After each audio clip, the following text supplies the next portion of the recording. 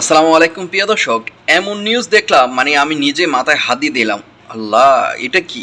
এতদিন শুনছি আওয়ামী লীগে দুর্নীতি করে, আওয়ামী লীগ লুটপাট করে মানে টাকা পয়সা খাই নিয়ে গেছে। এটা শুনছি, দেখছি।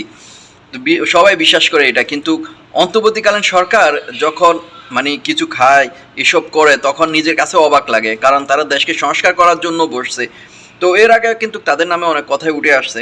তো এবার মির্জা আব্বাস একজন কিন্তু বিএনপির ক্ষমতা মানে প্রতাপশালীর একজন নেতা মির্জা আব্বাস তিনি বলতেছেন গত ৮ মাসে অন্তর্বর্তী সরকার প্রায় ৯০,০০০ কোটি মানে বুঝতে পারছেন ১ টাকা ২ টাকা ৯০,০০০ কোটি টাকা পাচার করেছে বিদেশে মানে লুটপাট দুর্নীতি করেছেন।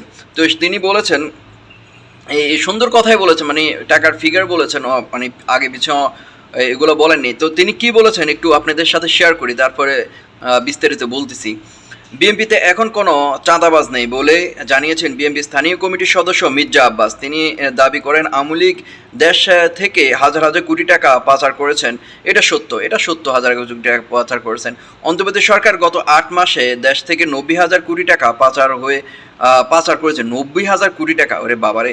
সরকার লোকজন চাঁদাবাজির সাথে সম্পর্কিত, এটা সত্য সম্পর্কিত। এর আগে কিন্তু আসিফ মাহমুদের পিএস, এরপর স্বাস্থ্য অধিদপ্তর উপদেষ্টার পিয়ন শত কোটি টাকার পাচার তকদির বাজার তকদির মানে অনেক তাদের নামে উঠে এসেছে, এটা সত্য উঠে এসেছে। তো আরও মির্জা আব্বাস কী বলেছেন, কুমিল্লা নগরীর শিল্পকলা একাডেমি মিলনায়তনে বিভাগীয় বিএনপির সদস্য পরেন বিতরণ অনুষ্ঠানে কথা বলেন মির্জা আব্বাস। আগে বিএনপির শত্রু ছিল আওয়ামী লীগ, এখন আমাদের অনেক শত্রু হয়ে গেছে, তবে এসব শত্রুকে আমরা কেয়ার করি না। আগে আওয়ামী লীগ শত্রু ছিল, এখন শত্রু হয়ে গেছে অনেকে, এটা বাস্তব। তো আমি সর্বপ্রথম কোনো বিএনপির নেতাকে দেখছি যে খুব মাধুর্যভাবে সুন্দর কথাগুলো উঠে তুলেছেন, মানে বলেছেন তিনি। তো নেতাকর্মীর উদ্দেশ্যে বিএনপির এই নেতা বলেন, ভাবছেন অনেকে ভাবছেন এখন বিএনপি সুদিন, কিন্তু এখন বিএনপি সুদিন না। আমাদের দল এখনও ক্ষমতায় আসেনি। ভারপ্রাপ্ত চেয়ারম্যান তারেক রহমানের ভারপ্রাপ্ত চেয়ারম্যান তারেক রহমান বিদেশে রয়েছেন। কেউ উল্টাপাল্টা কোনো কথা বলবেন না, মানে উল্টাপাল্টা কোনো কথা বলবেন না। এখনও বিএনপি সুদিন আসেনি, এটা বাস্তব। বিএনপি ক্ষমতায় এখনও আসেনি, কিন্তু অনেকে ভাবছেন বিএনপি মনে হয় যে ক্ষমতায় এখনও। তো নেতাকর্মীদের উদ্দেশ্যে বিএনপির এই নেতা আরও বলেন, এখন বিএনপি সুদিন নয়, এটা তো আপনারা বুঝছেন, সুদিন নয়। তো তাই কেউ উল্টাপাল্টা করে দলকে বামমুক্তি ক্ষুণ্ণ করবেন না। উল্টাপাল্টা তো অনেকে করে, এখনও তো অনেকে করে দলকে প্রশ্নবিদ্ধ করে তুলছেন। তো তিনি আরও বলেন, তারেক রহমান দেশে আসেন না কেন, আমি তাদের বলবো তারেক রহমান অবশ্যই আসবেন, সময় মতো দেশে আসবেন। মাথায় রাখতে হবে আমাদের নেতা জিয়াউর রহমানকে হত্যা করা হয়েছে, তাই তারেক রহমানকে ভেবেচিন্তে এগোতে হবে। তিনি বিদেশে বসে বিএনপিকে অনেক শক্তিশালী করেছেন।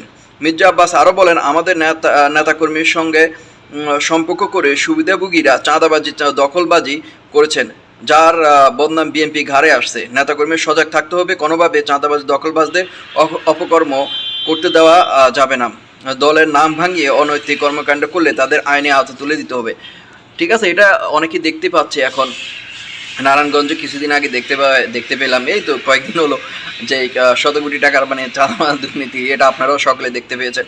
আবার থানাগড়ের মধ্যে দেখতে পেলাম, থানাগড়ের মধ্যে কি অকিটকি একজন যুবদল নেতা অকিটকি নিয়ে একটু মানে অনেকে বলেন পুলিশ আর মানে সাধারণ মানুষের মধ্যে বন্ধুত্ব সম্পর্ক নেই। আমি বলবো যে পুলিশ আর সাধারণ মানুষের মধ্যে বন্ধুত্ব সম্পর্ক না। তো দেখুন, অকিটকি একজন পুলিশের জায়গা স্থান দিয়েছে যুবদল নেতাকে।